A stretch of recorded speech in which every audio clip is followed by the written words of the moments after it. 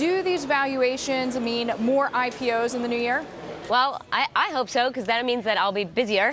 As you might expect, internet companies top the list of companies that will be going public. They account for 50% of the pipeline. Mobile and telecommunications are second.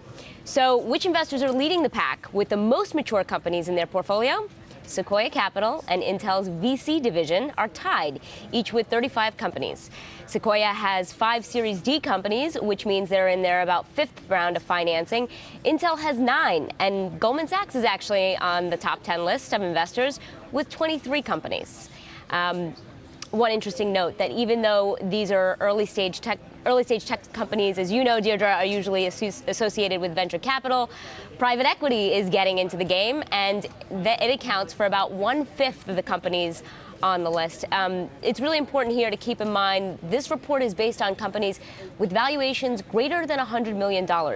But as you know, valuations change all the time, and that metric alone doesn't mean a company is going to go public. Now, Cristina, some say investors are shying away from startups with business models that rely on consumers. Does the CB Insights report distinguish between B2B and B2C?